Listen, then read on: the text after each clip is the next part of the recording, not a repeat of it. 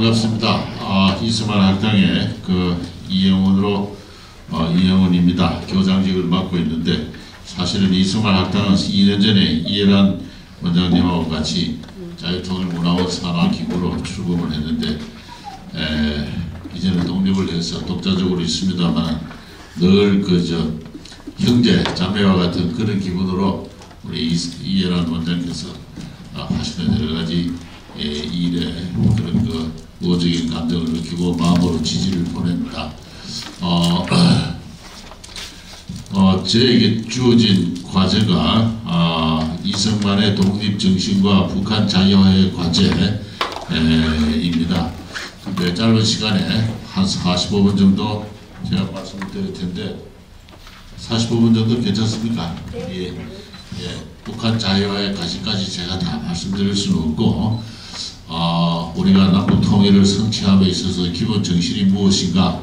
그것은 이승만의 독립정신이다. 좀 전에 이해란 원장께서도 그 점을 강조해 주셨는데 그렇다면 이승만의 독립정신이 뭐냐? 거기에 대해서 제가 주어진 시간에 간략하게 말씀드리겠습니다. 이승만 학당도 수료하신 분들도 얼굴이 보이고 하는데 다 들어서 아는 이야기겠습니다만 자꾸 들어도 기조한 이야기니까 새로 듣는다, 처음 듣는다는 그런 기분으로 저희 이야기를 경청해 주시면 감사하겠습니다. 이승만 대통령은 1875년에 태어나셨습니다. 1876년이 조선왕조가 개항을 하는 해입니다.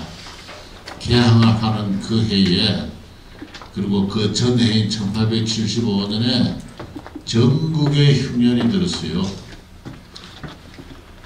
특히 1876년에 흉년이 아주 심한 흉년이었습니다. 그때 어떤 양반이 서울서 호남 지역으로 여행을 하는데 곳곳에 죽어 넘어진 사람의 시체가 길거리에 버려져 있었습니다. 그러한 시대에 1875년도 심한 흉년이었어요. 이승만 대통령이 태어났습니다. 조선왕조 어지러운 그 시대에 고고의 성을 울리면서 이 세상에 태어나셨는데요. 작고를 하신 것은 1965년이니까 90세를 살았었습니다. 75년부터 1910년까지는 조선왕조 대한제국 시대입니다. 나이 35세까지는 조선왕조 대한제국의 신민으로 살았고 이후 미국의 망명에서 무국적자로 독립운동가로서 1910년부터 1945년 35년간을 미주 대륙을 외롭게 떠돌아다녔었습니다. 또 45년 이후에 귀국해서 48년에 대한민국을 건국하셨고 초대 대통령으로 취임을 하셔서 1960년까지 대한민국이라는 나라를 만들고 그 기초를 다지고 나라의 정체성을 이렇게 굳건히 했던 그와 같은 업적입니다. 업적을 남기신 분이시죠. 이분이 1899년에 한성 감옥에 갇혔는데요. 그 옆에 사진은 감옥에 갇히고 나서 3년 뒤의 사진입니다. 1902년경의 사진인데 아직도 이 몸에 사슬을 메고 있는 것을 볼 수가 있습니다. 중재인이기 때문에 그렇습니다. 사형위기의 가능성도 있었습니다만 무기징역으로 겨우 목숨을 구하고 이후 감형의 은사를 2번 받아서 10년으로 이렇게 형기가 결정되어 있었던 상태임에도 불구하고 국사범이니까 고종황제 폐위에 연관된 국사범으로서 저렇게 사슬을 메고 있는 그와 같은 이승만의 모습입니다. 그 옆에 있는 것은 1904년 2월부터 6월 4개월 동안 옥중에서 저술하신 독립정신이라는 그 책입니다.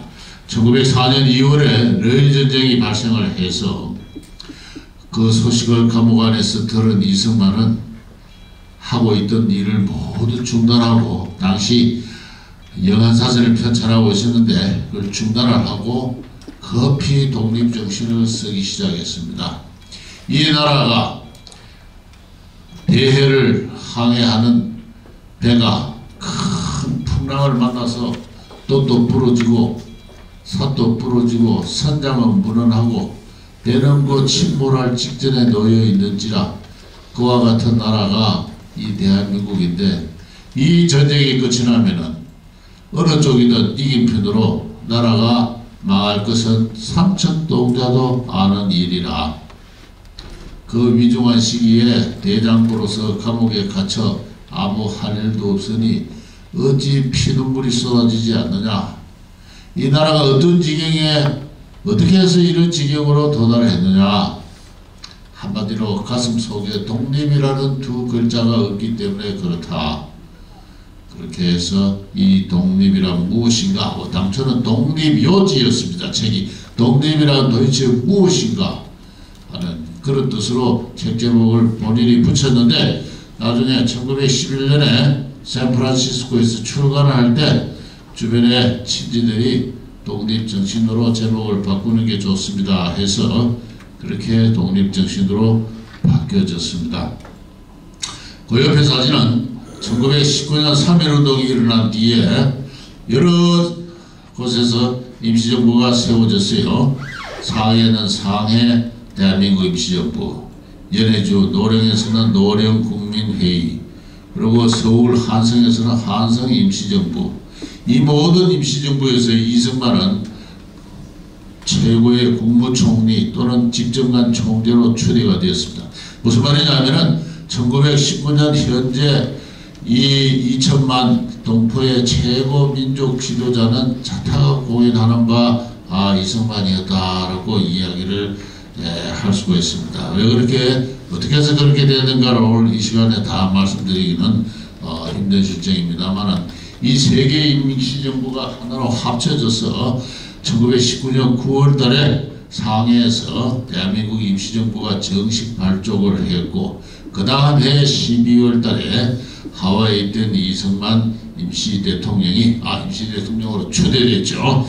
임시대통령이 중국으로 상해로 와서 활동할 때의 그 모습입니다. 일본 경찰의 체포를 피하기 위해서 중국인 복장으로 변복을 해 있는 어떤 나이 44세에 이승만 대통령 정말 잘생기셨죠? 네. 정말로 참 꽃미남입니다. 정말로 당대에 걸출한 미모의 남자였습니다. 용모만 그럴 뿐만 아니라 이분의 지성, 이분이 스스로 도달해서 터득한 그 지성의 수준은 과장을 보태지 않고서도 당시 세계 최고 수준의 반열에 속했다라고 할 수가 있습니다. 1905년부터 1910년 사이에는 미국 워싱턴 대학, 하버드 대학, 프린스턴 대학의 학사, 석사, 박사과정을 다 이수를 했고요.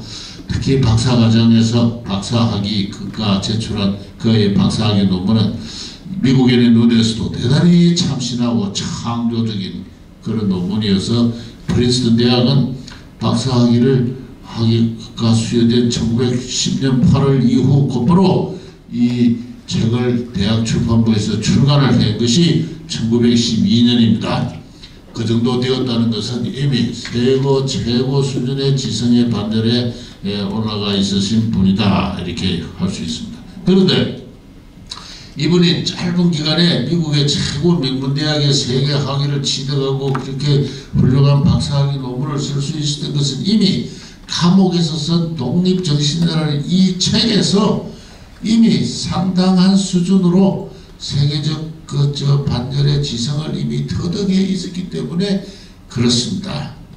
미국의 정규학교를 다니지 않고서도 곧바로 미국에 가가지고 그렇게 적응을 하고 성취를 할 수 있었던 것은 이미 감옥에 있는 5년 동안에 그는 여러 수많은 책을 읽는 가운데 세계적 수준의 지성에 이미 도달해 있었고, 이미 마음에 머릿속에 준비한 바가 있어서 대학원에 들어가서 곧바로 훌륭한 논문을 쓸 수가 있었던 것이죠.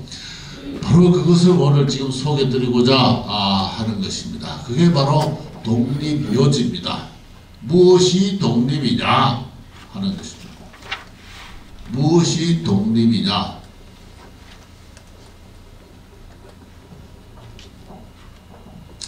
제가 오늘 그 이야기를 말씀드리고 바로 그 정신이 우리 대한민국을 세운 정신이고 지난 70년간 대한민국을 발전시켜온 정신이고 앞으로 우리가 이룩할 통일의 정신이다. 북한 자유의 과제다 하는 바로 그런 것입니다. 이 독립정신이라는 책을 제 나름대로 몇 가지 인간의 본성부터 인간의 본성, 문명개화의 본질, 그리고 문명개화의 필연 이런 순서로 말씀드리겠습니다. 인간의 본성은 제1을 제가 하는 자주, 남에게 의지하지 않는 독립, 이것은 하늘이 모든 인간에 부여한 천품으로서 본성입니다. 본성이다. 세 번째 부를 먼저 보시면 조물주는 모든 사람에게 다 같이 권리를 주셨으며 생명과 자유와 안락한 복을 추구하는 것은 남이 빼앗을 수 없는 권리다. 그 다음부터 내 몸은 내 것이 아니라 천지를 주지하시는 이가 내게 맡겼었으니 이것을 세상에 위해서 쓰도록 한 것이다.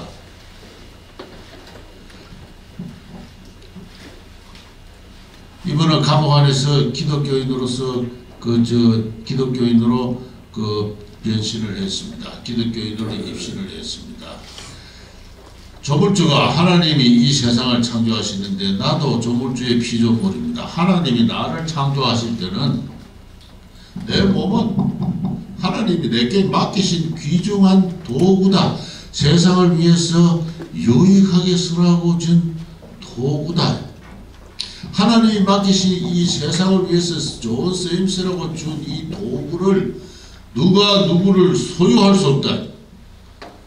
너는 농로다 너희다 지배할 수 없습니다. 모든 사람은 자유인으로서 제 할 일을 제가 해야 된다. 제 할 일을 제가 하는 자주, 독립, 이것은 하나님이 인간을 창조한 본래의 뜻이다. 본래의 뜻이다. 그래서 생명, 위협으로부터의 회피, 안전, 자유, 남의 구속을 받지 않는 것. 하나님이 나를 창조하시는데 내가 누구한테 구속을 받는단 말이냐. 안락한 복, 이거는 물질적인 생활을 말합니다. 사유재산을 말해요. 프로퍼티 라이트를 말합니다. 이거를 그냥 좋은 말로 꾸민한 것인데 내가 남한테 빌어먹지 않고 자주해서 살려면 최소한의 재산은 있어야 됩니다. 그래서 내가 힘써 하나님이 만드신 이 자연의 노동을 해서 내가 취득한 그 노동의 성과물은 누구도 이를 빼앗을 수 없는 나의 권리다 하는 것입니다. 그래서 이 생명, 자유, 안락한 복을 누리는 것, 이거는 하나님이 피조물에게 내린 남이 빼앗을 수 없는 어떤 천부의 권리다. 천부의 권리. 이것이 바로 인간의 본성입니다. 근데 지금까지는 다소 종교적인 색채가 들어갔습니다만 종교적인 색채를 빼놓고 이야기하면은 대저 괴로움을 면하고 편한 것을 취하며 죽기를 면하고 살기를 도모하는 것은 생명이 있는 모든 종류의 자연스러운 성정이다. 편하고자 하고 자유롭고자 하고 행복하고자 하는 것, 자기를 스스로 이롭게 하고자 하는 것, 이거는 모든 인간의 하늘이 내린 성정이다 하는 것입니다. 이와 같은 인간 이해는 오늘날의 여러분의 입장에서 볼 때는 매우 자연스럽고 당연한 것처럼 느껴질지 모르겠지만은 조선시대에 성리학이 지배하는 세상에서는 이런 이야기를 할 수가 없어요. 이런 이야기를 하면은 소인배가 됩니다. 소인은 이에 탐하고 군자는 의에 발다 그랬습니다. 공자님이 쓴 그 논어에 그런 말이 나와요. 그래서 소인들이 하는 이야기입니다. 군자는 충과 효와 이런 것을 이야기를 해야 되죠. 그래서 바로 그와 같은 성리학적 도덕 사회에서는 생각할 수 없는 어떤 인간의 본성을 이승만은 기독교로의 개종을 통해서 이것을 발견을 하게 됩니다. 따라서 이러한 종교적 논리로 이승만에게서 자유하고 독립하면 이 세상에서 유익한 쓰임새라고 한 하나님의 소명과 같았습니다. 너 자유해, 너 독립해, 내가 너에게 유용한 세상의 쓰임새가 되라고 몸을 줬어. 그런데 남한테 의지하고 살아, 남한테 매이고 살아, 남한테 빌어먹고 살아. 그거 안 되는 거예요. 안 되는 겁니다. 그래서 하나님의 피조물이기 때문에 자유롭고 독립적인 존재고, 그리고 더더욱이나 남에게 유익한 쓰임새가 되도록 노력해야 되는 그와 같은 존재죠. 그래서 더욱 남에게 빼앗길 수 없는 권리로서 자유와 독립이다. 이렇게. 그래서 자유와 독립은 하나님이 인간을 창조하신 본래의 뜻이다 하는 그 생각입니다. 이것은 비록 기독교적인 생각만이 아니라 유럽에서 종교개혁 이후에 자유와 독립의 그 계몽주의가 싹시 트고 정치적 변혁으로 힘으로 작용할 때 모든 인간이 이것을 상식으로 알고 받아들이고 실천한 하나의 교의다, 책이다 이야기할 수 있습니다. 그런데 자주와 독립하는 것은 동시에 경쟁하는 마음입니다. 독립정신 쭉 읽다 보면은 아주 놀라운 이야기들이 많이 나와요. 경쟁하는 것은 서로 다툰다는 뜻이다.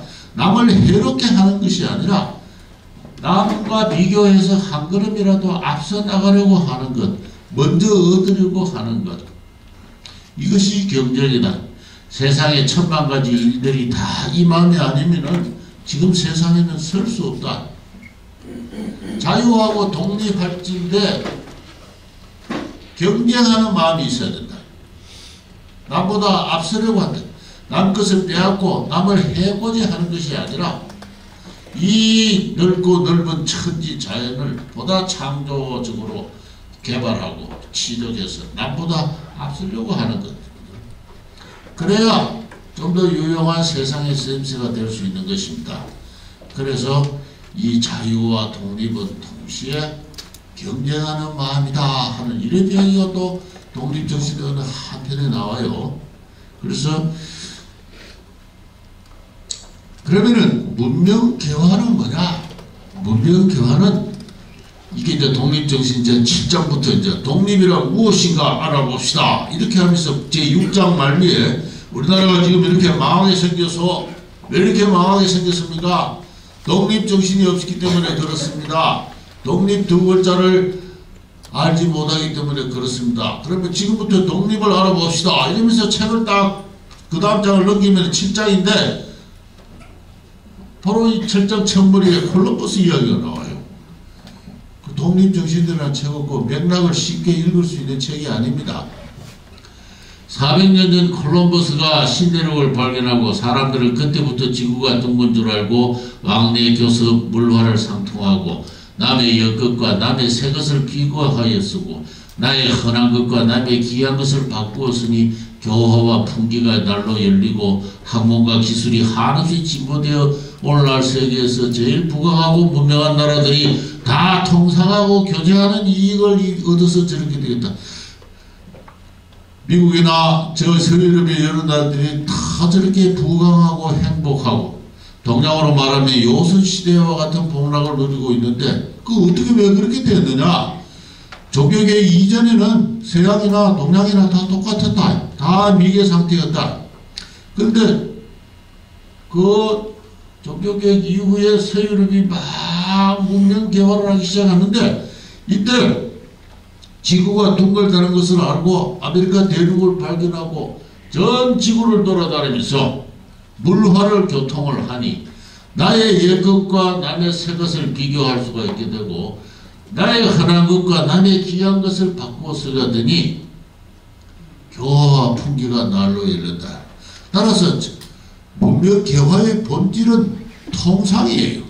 통상이. 서로 열리고 교제하고 그렇게 하면은 교화와 기술이 풍기가 날로 열린다. 이웃의 범위가 넓을수록 내가 쓸 수 있는 물건은 더욱 정교해지고 풍족해지며 내가 만든 물건도 귀해지고 널리 쓰이게 되고 사람들의 견문과 지식도 더욱 넓어진다. 이것이 온천하 만국과 서로 이웃이 되어 문호를 열고 풍성하며 고치며 물호를 교환하는 이유다. 100사람이 서로 교환하는 것보다 1000사람이 교환을 하게 되면은 물건의 양이, 물건의 질이 더 좋아집니다.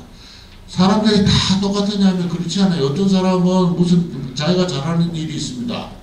나 같은 구두를 만드는 구두방 아저씨라 하더라도 구두를 만드는 솜씨가 다 틀려요. 100명이 만들어서 제일 좋은 상품하고 1000명이 만들어서 제일 좋은 상품이 달라요. 교육의 범위가 크면 클수록 물건의 질은 점점 좋아질 수밖에 없습니다.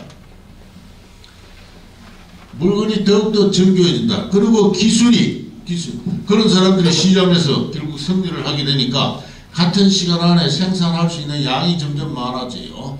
교육의 범위가 크면 클수록 상품의 질이 좋아질 뿐 아니라 상품의 양이 많아집니다. 왜냐하면 우수한 사람이 경쟁을 해서 결국은 시장에서 교육에서 승리를 하게 되니까 모든 사람이 자기가 잘하는 것을 열심히 하는 것, 그게 바로 시장 경제가 발전하는 기본 원리예요. 바로 이승만은 그것을 이야기를 할 수가 있습니다. 우리가 알고 있는 지식, 학교에서 가르치는 지식, 사전에 나와 있는 지식, 이거는 벌써 정형화된 쓸모없는 지식이에요. 살아있는 지식은 생산 현장에서 나날이 새롭게 생산이 됩니다. 실험실에서, 공장 라인 현장에서 하루하루 새롭게 생산의 현장에서 살아있는 지식으로 새로운 지식이 창조되는데, 이 교육의 범위가 넓으면 넓어질수록 견문과 지식도 더욱더 풍족해진다는 것입니다. 이것이 온천하 만국과 서로 이웃이 되어 문호를 열고 풍속을 고치며 물화를 교환하는 이유다. 그래서 문명과 개화의 본질은 늘 통상의 범위가 넓으면 넓어질수록 전 지구대로 확장되면 될수록 이전에 알지 못했던 새로운 지식, 경문이 생기고 새로운 상품이 생기고 그리고 더욱더 상품이 정교해지는 가운데서 상품의 양이 풍족해지니 오늘날 서유럽의 각국들이 저렇게 부강하게 된 것은 그 본질이 통상에 있나니 이렇게 이야기를 합니다. 지금 세상은 천하 만국의 지혜를 모아서 제일 편리하고 제일 정리한 법을 택해서 다같이 시행하여 날마다 진보하여 전에 좋던 것을 내일 더 기이하게 만들어 점점 새 것이 생길수록 더욱더 진보해 간다. 남한테 어떤 것을 남한테 배워서 배운 것을 개량하고 서로 지혜와 재주를 다투며 나아가고 있다. 지혜와 재주를 가지고 다투어 나아가고 있다. 서로 훌륭한 지식을 찾고 서로 훌륭한 견문을 취득하고 그래서 더 좋은 제품을 만들고 더 좋은 어떤 정미한 어떤 상품을 만들어서 서로 교역하고 이렇게 하니까 저 서유럽이 저렇게 부강 발전해 간다. 다시 말해서 독립이라는 것은 한 인간이 자유하고 독립한다는 것은 넓은 통상의 교역 범위 안에서 경쟁하는 자로서 자유하고 경쟁하는 자로서 통상하는 자, 그것이 바로 독립이라는 것입니다. 독립이라는 것은 홀로 선다는 게 아니라 넓은 통상을 하는 자유롭게 경쟁하면서 새로운 지식을 취득하고 새로운 상품을 개발하고 그렇게 해서 이 나라와 사회를 부유하게 만드는 유익한 쓰임새가 되는 자, 그게 독립인 거예요. 독립 내 혼자 내일은 내 혼자 그냥 산속에 들어가서 내일을 내가 한다. 그게 독립 아니에요. 이게 바로 독립 요지예요. 이 쉽지 않은 개념입니다. 독립이라니까 말이지 난 너 싫어, 널 보기 싫어 말이지. 우리 문어 걸고 우리 내 혼자 내 가지고 다 살 거야. 그 독립 아니에요. 이승만의 독립은 그런 독립이 아닙니다. 넓은 통상, 넓은 교역하는데 경쟁하는 거하고 새로운 경문을 취득하고 새로운 지식을 습득하고 다투어 앞으로 나아가는 자, 그게 바로 독립이에요. 독립.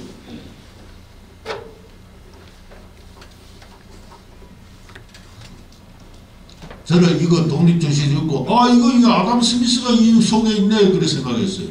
아담 스미스가 바로 그와 같은 이야기를 했습니다.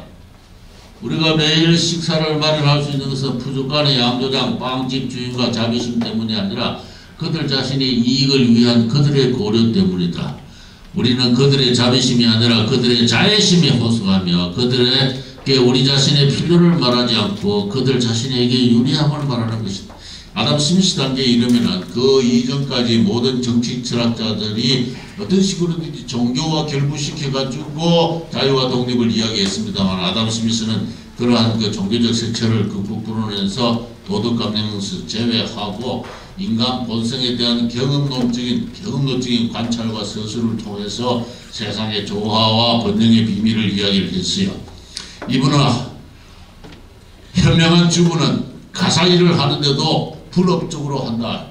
집안일을 모든 걸 다 하려고 그러지 않고 자기가 잘하는 거 열심히 해서 이웃 아주머니들하고 나누어 쓴다. 그게 현명한 주부다. 분업의 원리입니다. 분업의 원리. 그래서 교환의 가능성이 시장이 주어졌을 때 모든 사람은 자기가 잘하는 것을 열심히 해가지고 자기가 잘하는 걸 열심히 하면은 더 좋은 제품을 만들 수 있고 주어진 시간에 더 많은 것을 만들어낼 수 있죠. 모든 사람이 그렇게 행동해 보세요. 그렇게 하면은 그것이 한 사회와 경제가 발전하는 길이에요. 아담 스미스가 국부론을 쓴 국부론의 기본 원리가 바로 그겁니다. 통상과 분업. 통상과 분업을 하면은 나라가 부유해진다 하는 것인데 그렇게 해서 사람들은 내가 식탁을 꾸미는데 이 안에 올라가는 수십 가지의 식료재료를 여기 소고기가 있다. 내가 부족한 아저씨에게 소고기 주세요. 그의 자애심에 호소한 건 아니다. 그의 자비심에 호소한 건 아니다. 그 사람이 필요한 것을 내가 생산해서 주고 소고기를 받아왔을 뿐이다. 이제 바로 그러한 것들 분업과 통상의 원리, 국부의 원리죠. 그래서 이승만은 감옥 속에서 스스로 터득해서 독립정신 곳곳에서 넓게 통상하고 경쟁하고 새로운 지식을 취득하는 것, 이게 독립의 여지다. 문명 개화의 비밀이다. 이렇게 이야기를 한 겁니다. 인디펜던스라는 것은 그런 뜻이에요. 그런 뜻이다. 남 보기 싫으니까 내 혼자 그냥 가슴 아주 굳게 혼자 살겠다. 그게 독립이 아니에요. 남과 사는 원리를 남과 살면서 부강해지는 원리, 그게 독립의 원리예요. 그 다음에 문명개화의 그러면 이러한 문명개화가 필연이다. 하나님의 뜻이다. 이걸 거역하면은 나라가 영원히 없어진다. 인종도 장차 소멸한다. 문명과 개화는 필연이며 어리석게도 막으려 나가는 나라가 영원히 없어지고 인종도 장차 소멸한다. 소멸한다. 조물주가 이 세상을 만들 때는 5만 가지 물건을 다 만드셨는데 우리 인간의 손가락 하나, 발톱 하나, 머리카락 하나 다 요긴하게 쓰임새가 있어서 하나라도 버릴 것이 없는 것과 마찬가지로 이 지구의 삼라만상도 다 기기묘모하여 인간에게 귀한 쓰임새가 되는 것이다. 하나도 버릴 것이 없다. 그래서 사람들의 필요에 따라서 요긴하게 하나님이 이 세상을 풍족하게 만들어 줬는데 조물주가 사람에게 쓰이도록 이 만든 세상을 한없이 쌓아두기만 하고 썩혀버리고 자기도 쓰지 않고 남도 못 쓰게 하는 것, 이거 안 된다. 이거 하나님 뜻이 아니다. 이렇게 이야기를 합니다. 어느 나라는 사람이 많고 토지와 재화가 부족하고 굶주리고 어느 나라는 사람이 적어서 토지와 재화가 버려져 있다면 그것이 어떻게 조물주의 뜻이겠는가? 서로 섞어놓아서 같이 쓰도록 함이 조물주의 공헌된 뜻이다. 이 세상을 기기묘묘하게 유용하게 창조를 하신 것은 인간들로 하여금 이 세상을 같이 쓰라고 준 거다. 다시 말해서 서로 나누어 쓰라고 준 거다. 한쪽에서는 쌀이 나고 한쪽에서는 밀이 나고 한쪽에서는 석탄이 나고 하면 서로 나누어서 교환하고 서로 통상하라고 세상을 그렇게 만든 것이다. 이게 조물주가 인간 세상을 온데도 있고 열대도 있고 한데도 있고 쌀이 많이 나기도 하고 밀이 많이 나기도 하고 뭐 높은 고산지대도 있고 해변지대도 있고 이 기기묘하게 만든 것은 그 안에 모든 자연의 생산물이 다 달라서 인간들이 서로 나누었어야 서로 풍족해지고 또 보다 더 좋은 조화를 쓸 수 있는 원리가 바로 그런 것이다.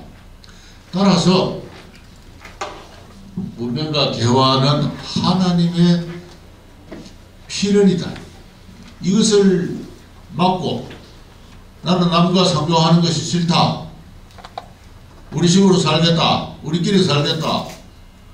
우리 주체적으로 살겠다. 이래가지고 문호를 닫아 걸으면은 그런 인종은 망하거니와 그런 나라는 없어진다. 세상에 없어지는 수많은 나라들이 인종들이 있는데 다 남들과 소통하지 못하고 남들과 소통하는 것이 진정한 독립일진데 그러한 독립의 정신을 알지 못하고 문명개화의 원리를 알지 못하고 그렇게 해서 다쳐서 우물한 개구리처럼 하늘이 넓어지 못하고 산다면은 그런 민족은 장차 소멸할 것이고 불행하게도 우리 조선이 그런 민족이 되어서 지금 소멸하고 있는 중이다. 이 민족이 그렇게 이야기를 해요. 그래서 문명개화는 하늘의 뜻으로서 필연이다. 내 풍속과 내 처지가 제일이라 하고 백성을 노예로 묶어두고 있으니 어찌 조물주가 인간을 창조하고 사랑하는 본뜻이라 하겠는가. 차라리 압제를 해서라도 문호를 열어젖혀 바깥 세상의 형편을 스스로 깨닫게 해야 될 것이다. 진실로 만국이 서로 통하여 한집같이 섞여 살며 형제같이 사랑하여 정의가 친밀하면은 풍속이 스스로 같아지고 인물과 언어 문자까지도 다 하나가 될 것이다. 외국인이 우리나라에 찾아와 통상을 요구하는 것은 우리를 해롭게 하거나 빼앗기 위해서가 아니다. 그들이 요구하는 통상은 서로에게 이익되는 것이로서 막을 수도 없고 막을 이유도 없다. 외국인이 찾아와서 통상을 하자, 서로 교역을 합시다 했을 때 그 외국인의 권리다. 외국인의 권리다. 그걸 부정할 수가 없다. 조선왕조 임금이 우리 한반도를 만들었어요? 아니, 이 한반도를 만든 건 하나님이었다. 이 이야기를 서구의 계몽사상이 하게 된 거는 이 존 로크라는 사람의 이야기. 저는 독립정신을 읽으면서 이거 존 로크가 이 안에 있구나 이런 생각을 했습니다. 이승만이라는 분이 어떠한 분이길래 18세기, 17세기 말 18세기 초에 존 로크의 생각과 똑같은 생각을 독립정신에서 피력하고 있는지 알 수가 없는 이야기. 대지와 모든 피조물은 만인의 공유물이다. 자, 저 아메리카 대륙 누굴까요? 인디아 겁니까? 거기 아메리카 대륙에 콜럼버스가 도착하기 전에 한 2천만 명의 인디안이 살고 있었어요. 그 인디안 거예요? 인디안 거. 그래서 유럽이 들어가서 그 차지한 거는 도둑질한 거예요? 이제 이런 문제가 발생해요. 발생합니다. 근데 존 로크는 아니다. 아메리카 대륙은 하나님이 인간 사회 모두에게 주신 선물이다. 그런데 인디안들이 노동을 하는 양을 보니까 영국 백인 노동자들의 노동량의 100분의 1도 안 돼. 노동을 하지 않는다. 하늘이 준 천물을 그냥 썩히고 있다. 썩히고 있다. 이럴 때 백인이 들어가가지고 열심히 그걸 개간해가지고 사용하는 거, 이거 하나님의 뜻이다. 이런 이야기예요. 독립정신이 똑같은 이야기가 나와요. 아메리카 대륙은 하나님이 우리 인간을 위해서 숨겨둔 보물이니라. 이 사람이 어디서 읽고 그런 생각을 했지 모르겠는데 존 록하고 똑같은 생각을 해요. 노동을 투하한 곳이 어디든 그것은 빼앗을 수 없는 인간의 권리다. 하나님은 그 어떤 것도 인간이 썩히거나 파괴하도록 만들지 않았다. 누군가 울타리를 쳤더라도 여전히 썩힌다면 황무지로 간주되어 다른 누군가의 소유로 간주될 수 있다. 자, 대한제국이 이 대한제국이다. 전주, 김제, 오늘날의 그 유명한 김제 평야, 그때는 황무지였어요. 자, 외국인들이 와서 그 개간하겠다. 막을 수 있어요? 이승만은 없다.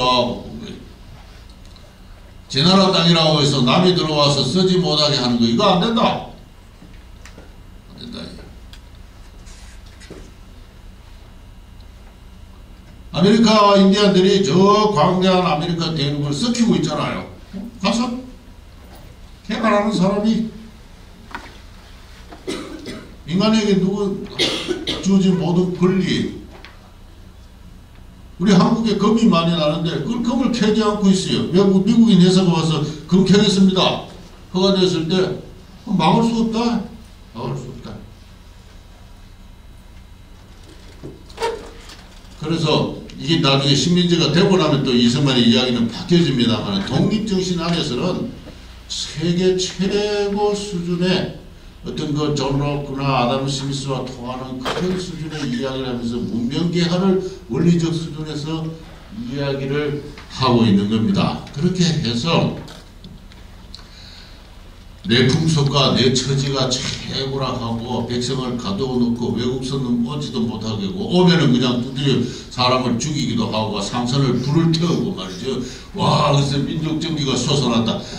샤마노가 대동강에 올라와서 통상을 하자 합칠 때 거절을 하니까 샤마노가 안 물러가니까 밤새 그냥 평양 주민이 가서 배에 불 설러고 나서 우리 조선 만세 이거 안 된다 하는 것입니다. 찾아오는 사람은 찾아올 수 와서 통상을 요구하는 것은 그들의 권리요.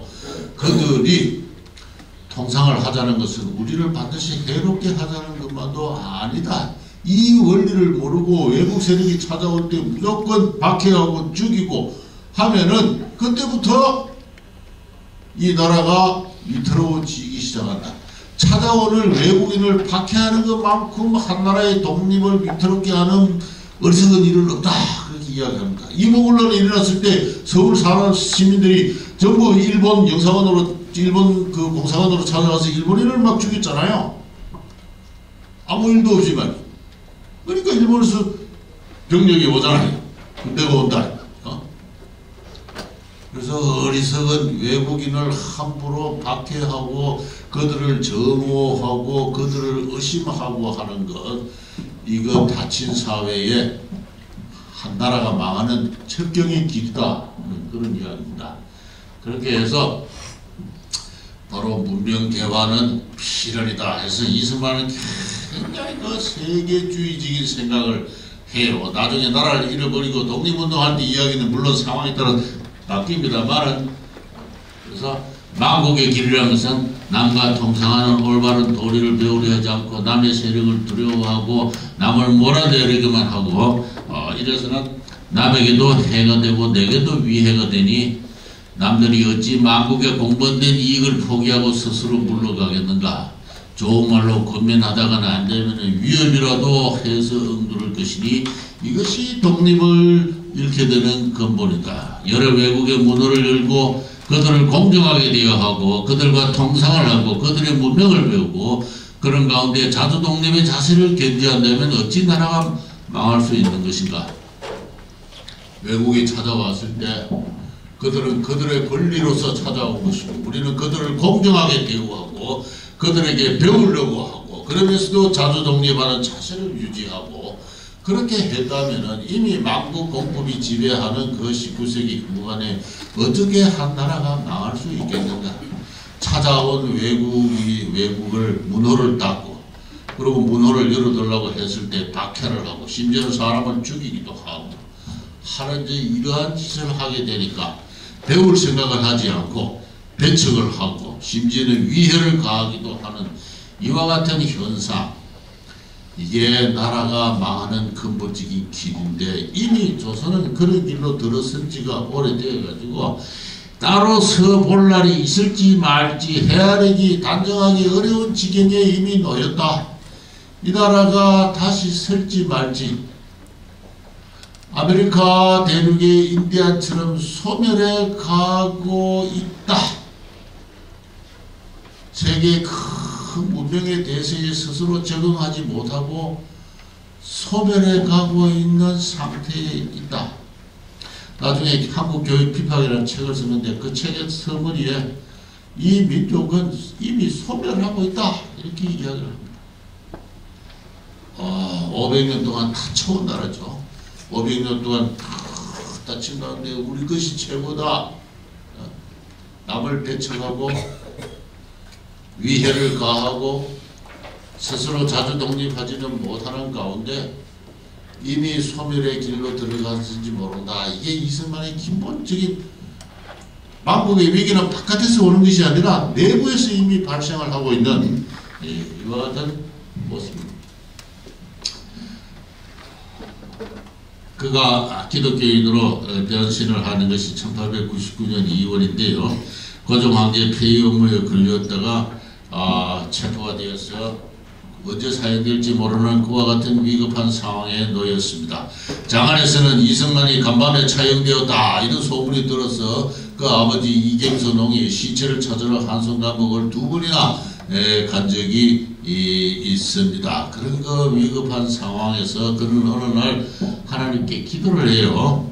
배제학당에서 하나님께 기도를 하면 소원을 들어준다는 선교사의 설교가 생각이 나가지고 기도를 했다고 합니다. 그래서 오 하나님 나의 영혼을 구해내 주십시오. 그랬더니 감옥 안이 환해지면서 나의 마음에 기쁨이 넘치는 평안이 깃들면서 나는 변한 사람이 됐다. 근데 그 다음 말이 중요해요. 그때까지 내가 선교사들과 그들의 종교에 대해서 갖고 있던 정오감과 그들에 대한 불신감이 일순간에 사라졌다. 나는 그들이 우리에게 그들 스스로 대단히 값지게 여기는 것을 주기 위해서 왔다는 사실을 깨달았다. 저는 종교적인 변신보다도 종교적인 변신을 통해서 이루어지는 이승만의 이 고백으로서 저들에 대한 나의 근본적인 정오심과 의구심 그것이 사라졌다. 이 말이 굉장히 중요합니다. 이승만을 자유독립의 투사로 만든 사람은 올리버 에이비슨이라는 사람이에요. 제중원을 만들고 오늘날 세브란스 병원을 만든 분인데 이분하고 계속 이분한테 영어를 배우면서 이승만은 결국은 자유민주주의 혁명운동가로서 변신을 하게 되는데 나도 미국이나 영국처럼 민주정치나 입헌정치를 하는 그런 나라로 내 조국을 만들고 싶소라고 결심을 토로하게 되니까 에이비슨은 그건 대단히 위험하고 고난에 가득 찬 인생이 될 것입니다 라고 알려주니까 이승만이 결연하게 표정을 굳게 하면서 그래도 나는 그런 인생을 살고자 합니다 라고 스스로 고백을 하는 게 1896년의 경이에요. 그 배제학당에 들어가서 벌써 한 2년 정도가 되면은 이승만은 가슴 머릿속으로는 그와 같은 인간으로 변합니다. 그런데 그 에이비슨 자서전 그 다음 대목을 보면 그럼에도 불구하고 한국인들은 외국인에 대해서 근본적인 의구심과 정오감을 가슴 속에 숨기는 것을 내가 모르지는 않았다 하는 그런 이야기입니다. 그 한국인들이 다 그래요. 다 그렇습니다. 저도 그래요. 저도 어릴 때 저도 중학교 때 고등학교 때 영어 대학원에 들어가서 영어를 잘해야 하면서 열심히 영어를 배우면서도 외국 사람과 악수를 하고 할 때는 그 손에 털난 거 보고 그 무슨 짐승같이 생긴 놈들이 말이야 이제 하면서 근본적인 정오감을 갖고 있었고 내가 왜 정오감을 갖고 있는지 모르겠어요. 대학교 때는 그 평화봉사단 어떤 그 강사가 와가지고 말이지, 막 영어 강의를 열심히 하길래 하루는 일어나가지고 말이지, 당신은 아무리 영어 가르쳐줘도 말이지, 우리 생활하고 영어하고 별 관계도 없는데 왜 그런 거 가르치냐고 막 대놓고 그냥 항의도 하고 있더니, 할 일 없이 외국에 대한 정오심이 내 몸속에 체질화되어 있었던 거예요. 체질화되어 있었던. 그러고부터 그 사람 강의에 안 들어갔는데 나중에 학점은 주더라고요. 경향이. 이 철없는 그 젊은이들의 행동 속에는 내 조상으로 불러봤던 근본적인 의구심과 정오심이 있는 겁니다. 그걸 청산 못하고 지금 종북 좌파들이 지금 다 반민주의자가 되어 있는데, 그 사람 탓이라기보다도 우리 조상들한테 물려받은 감정이에요. 근데 이승만은 그거를 떨칩니다. 그때 떨치고, 자유인은 세계를 무대로 통상하고 경쟁하고 항문하는 인간입니다. 자유인은 부족의 인간이 아니에요. 민족의 인간이 아니고 종족의 인간이 아니고 심지어는 한 국민도 아닙니다. 자유인은 그것을 다 떨쳐버리고 하늘 아래서 홀로 하나님의 피조물로 서 있고 세계를 무대로서 활동하는, 그게 진정한 자유인이에요. 독립의 인간이고 본질적으로 통상하고 교육하고 경쟁하고 하는 인간입니다. 이거를 이승만이 이때 딱 깨달은 거예요. 저 사람들이 저 미국의 최고 명문대학을 나오고 미국의 명문가의 자제들이잖아요. 여 한국에 와가지고 왜 저렇게 고생을 하면서 병원도 세우고 교회도 세우고 말이지 열심히 가르치려고 노력하느냐. 아, 저 사람들은 자기가 소중하게 여기는 것들을 우리한테 전달해 주려고 왔구나. 그래서 내 마음에 그들에 대한 근본적인 의구심과 정오심을 떨쳐버리고, 이때 이승만은 세계인으로 거듭난 거예요. 그래서 그가 평생 절교, 그 밤에 자기 전에 그 아침에 일어나서 성경을 읽을 때 자주 암송했던 그 성경 규절은 나는 이 세상에 평화를 주러 온 것이 아니라 검을 주러 왔노라. 아버지와 자식이 싸우고 며느리와 시어머니가 싸우고. 진정한 기독교인은 가족관계에 얽매이지 않아요. 가족적 이해, 종족적 이해, 부족적 이해, 민족적 이해로부터 자유로운 그러한 한 인간이 진정한 자유인이고 진정한 독립의 인간이에요. 바로 이승만이 그러한 정신적인 대변혁을 했기 때문에 당신들은 누구도 이해할 수 없는 수준의 세계적 최고 지성의 수준으로 뛰어올랐고, 여러 역사책과 그리고 철학책을 읽고 사색하는 가운데 이미 아담 스미스의 통상과 분업론, 그리고 존 로크의 소유론, 이런 것들을 이해를 하게 되었습니다. 그 사람 책을 읽은 거 아니에요. 그러나 사색과 사색을 통해서 그러한 어떤 그 경지에 도달했고, 바로 이것이 이 통상과 독립과 자유인으로서, 다시 말해서 세계인으로서 독립과 개방과 통상, 이게 독립의 본질이에요. 이 원리를 알고 우리 한국인들이요, 이미 소멸의 과정에 들어간 한국인들이요, 지금이라도 늦지 않았으니까 가슴 한가운데 독립의 두 글자를 세우고 독립의 뜻이 뭔지 알아야 됩니다 하는 이제 그런 이야기고, 그런 뜻으로 평생 독립운동을 했어요. 독립운동을 했어요. 그래서 독립의 기회는 2번부터 미국과 일본이 충돌하는 그날에 온다. 일본은 자칭 신의 나라고 미국과 충돌은 불가피하다.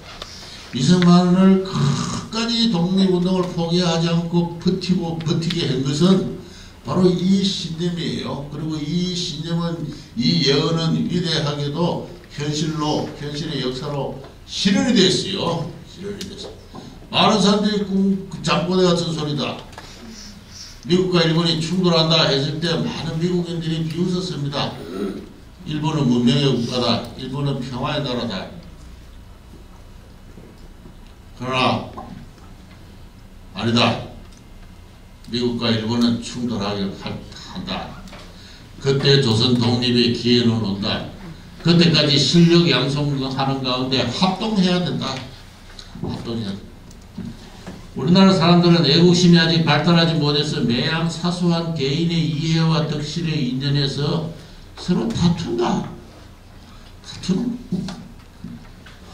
10사람이면 10사람, 100사람이면 100사람이 모이면은 그 지도자가 나타나지 않아요. 지도자가 나타나면 꼭 누가 나타나서 깔아내립니다. 깔아내립니다. 민족의 영수가 지도자가 나타나지 못해요. 이승만이 내가 영수 노릇을 좀 하겠다 하는데 그거 아무도 인정 안 해요. 그냥 이승만을 깎아내리고 싸움하고 평생 이승만을 제일 괴롭힌 사람이 누군지 알아요? 일본도 아니고 일본 해병도 아니고 일본 경찰관이 같은 조선 사람이에요. 가장 무서운 것은 일본 헌병과 경찰의 고문이 아니요 엄해하고 분열하는 한국인이니 가장 나의 무서운 적은 한국인. 모이기만 하면 싸운대. 기호파 서북인 평생 이승만의 바지가랑이를 잡고 보살게 부르면 서북인들이에요. 이 어디 서북 출신들이 있으면 좀 11시 서북 출신이죠. 그러던 이 서북 출신들이 줄기차게 지금 이날까지도 이승만을 보살게 부르는 거죠. 지금 영남인과 호남인 같은 국민이 아니에요. 같은 국민이라고 볼 수 없습니다. 한 울타리에 갇혀있을 뿐이지 말이죠. 만약에 전쟁이 난다 하면 무슨 행동을 서로 할지 몰라요. 제가 박근혜 대통령 탄핵되고 나서 광주 어느 대학에 가서 강의를 하러 갔더니 박근혜 탄핵하면서 축제를 벌이고 있더라고요. 아무리 대통령이 못해서 탄핵을 정당하게 당했을 지어져 나라의 비극인데 축제를 벌이고 있어요. 이 나라도 소멸하고 있구나. 소멸하고 있다. 이런 생각이 듭니다. 이승만 대통령을 가장 괴롭힌 것은 애국심의 부족, 그리고 지도자를 받들지 못하고 나타나는 지도자를 항상 깎아내리고 합동을 해야 된다. 합동을 하지 못하면 독립은커녕 이 민족이 소멸한다. 소멸하고 있다. 그런 이야기.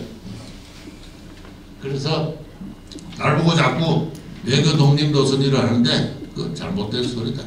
기회가 조성이 되면은 일미 충돌의 그날이 오게 되면은 국민적 전쟁을 준비해야 되고 그때는 대포와 비행기로서 전쟁을 선포하는 것은 세계 공법이다. 그런데 그 전에 원수 한두 사람을 해친다고 총을 쏘고 폭탄을 던지고 그거 안 된다. 이게 이제 이승만을 이해 못하는 사람들이 그 탈레반처럼 말이지 한두 사람 적국의 지도자들을 해야 한다고 해서 그 무슨 독립의 영향이 있는 거 아니에요. 세계 자유인이 사회적으로 볼 때는 오히려 위대한 종족들이 하는 일로만 오해를 받고 오히려 더 큰 탄압을 부르고 무고한 시민들을 생명과 재산을 위해만 가하는 그런 그거 안 된다. 근데 당시 사람들은 그 말을 이해를 하지 못했어요. 일미 미일 충돌의 그날이 오면 독립계획이 온다고 허무한 외세어전주의다. 이 모든 사람이 100이면 100 사람들이 안창호 선생부터 다 그렇게 이승만을 비판했는데 역사는 그렇게 흘렀어요. 현실적으로 역사가 그렇게 흘렀다는 그게 위대한 거 아니에요? 역사가 그렇게 됐는데 누구보다 앞장서서 어느 미국이 본다 앞장서서 미국과 일본이 충돌하다 했는데 역사가 그렇게 됐는데 그 역사의 결과로 우리 대한이 독립을 했는데 그거를 놔두고 지금까지도 이승만의 독립운동은 허무한 외세어존의 외교 독립 노선이다. 이러고 앉았어요. 이 마음속에 아직도 자유와 독립이 뭔지는 모르는 세계사의 주류가 어디로 흐르는지를 모르는 우리 한국인들의 이 닫힌 그 마음 상태가 지금까지도 이승만을 저주와 매도의 대상으로 삼고 있다고 그럽니다. 1948년 2월 달입니다. 하지 장관이 김규식 김구, 이승만 세 사람을 불러서 1시간 동안 혼자 설명을 해요. 유엔 한국임시위원단이 북한에 못 들어가고 남한만이라도 단독 총선거를 해야 되겠으니까 협조해 주세요. 1시간 동안 설득을 했는데 김구와 김규식은 끝내 한마디 대답을 하지 않았어. 오히려 엉뚱하게 대한민국이 남한이 독립한다고 해서 미국이 승인하게 될 것 같습니까? 뭐 이런 엉뚱한 소리나 하고 그랬어요. 이승만은 이야기했습니다. 그 두 사람 보고 당신들은 당신들이 옳다고 믿는 길로 가시오. 그 평생 독립운동을 같이 해온 사람들 아니에요. 당신은 당신들이 옳다고 믿는 길로 가시오. 지난 35년간 우리가 기회 있을 때마다 국제회의 나가서 우리 말 좀 들어주세요. 우리 좀 참가시켜주세요. 그렇게 액을 못 꺼내고 다녔어도 단 한 번도 우리 말을 들어준 국제회의가 없었는데 이제 국제사회가 우리를 독립시키자고 있다고 하는데 제주도만이라도 독립국가를 세워서 국제사회에 우리가 발언할 수 있는 기회가 생기거늘 어찌해서 그 기회를 놓치려고 하는가. 역사에 대한 책임은 내가 지겠으니까 당신들이나 당신들이 믿는 길로 가시오 하면서 북한으로 올라가려고 하는 그 사람들에 대해서 일가를 하는 대통령의 모습을 보고 있습니다. 역사에 대한 책임은 내가 지겠다. 그렇게 해서 대한민국이 만들어진 거예요. 대한민국을 세우기 위한 미국의 마스터 플랜이 있었던 것은 아닙니다. 그렇게 해서 만들어진 나라, 공산주의와 타협을 하는 것은 불난집에 부채질을 하는 것과 같다. 몸에 반쪽이 병들었으면은 나머지 반쪽의 건강을 지켜서 병든 반쪽의 몸의 건강을 회복할 일이다. 그래서 북진 통일론이죠. 그렇게 해서 아까 단가 부르실 때 그 이야기를 하는 겁니다. 그래서 6.25 전쟁이 끝이 났을 때 북한 동포들에게 외친다. 동포여 희망을 버리지 마세요. 우리는 여러분을 잊지 않을 것이며 모른 채 하지 않을 것입니다. 이러한 고급의 수사를 쓸 수 있는 그런 대통령은 역대 대통령 가운데 이승만밖에 없었어요. 이분은 정치가가 이전에 학자요 사상가입니다. 그리고 그의 문장은 최고 수준의 수려함. 여러분을 모른 채 잊지 않을 것이며 모른 채 하지 않을 것입니다. 이 신문학적인 표현을 정치 언설에서 쓸 수 있는 사람이 누가 있었어요? 역대 대통령이 그리고 후대 한국인들이 이런 정신만 조금만 가졌더라면 나는 벌써 통일을 했다고 봅니다. 통일을 했다고. 기회가 많이 있었잖아요. 기회가 많이 있었습니다. 북한의 동포 300만이 굶어 죽을 때 같은 동포로서 어떻게 그걸 참고 있어요? 연평도 표격 사건이 일어났을 때 그거 왜 참고 있어요? 북한의 정치범 수용소 해체를 요구를 해야 되잖아요. 요구하지 않으면은 뭔가 수단을 발동을 해야 되죠. 그럴 용기도 없는 사람들이 통일을 하겠다고 나라를 다스린다고 지금 이 순간 이 지경까지 온 거예요. 한국인들 모두가 비겁자입니다. 위선자들이고요. 아니면은 무식한 자들이거나. 그래서 저는 100년 전에 이승만 대통령이 했던 것처럼 이 나라가 소멸해 가는구나. 소멸해 간다. 자유와 독립의 큰 뜻을 모르고 그 자유와 독립의 큰 뜻을 위해서 한몸 희생할 그런 용기도 없는 사람들이 북한에 올라가서 독재자의 손을 잡고 흔들고 서로 포옹을 하고 또 그래서 지지율이 또 쫙 올라가고 하는 이 마성적인 이 어리석은 어떤 그 군상들의 어떤 그 지성 세뇌 상태, 이 수용소 상태, 다시 망하려나 보다 하는 그런 생각이 듭니다. 그래서 망하지 않으려면 다시 각오를 새롭게 하고 뭔가 이 나라를 새롭게 세울 지도자들이 이제 나타나야 되는데, 그래서 젊은이들이 우리 유명호 씨 같이 이제 좀 저보다도 좀 어린 분들이 앞으로 좀 이 나라를 짊어지. 저는 나이가 벌써 70다 내가 이제 희망 없고 이런 데 떠드는 일만 이제 열심히 하다가 이제 물러갈 것입니다만, 한국의 젊은들 가운데 진정한 자유와 독립의 투사들이 나타나서 이승만 정신을 갖고 북한 동포를 해방하는 그러한 리더가 나타나서 이승만의 독립정신을 완성해 주기를 바랍니다. 자, 제 이야기 여기서 마치겠습니다.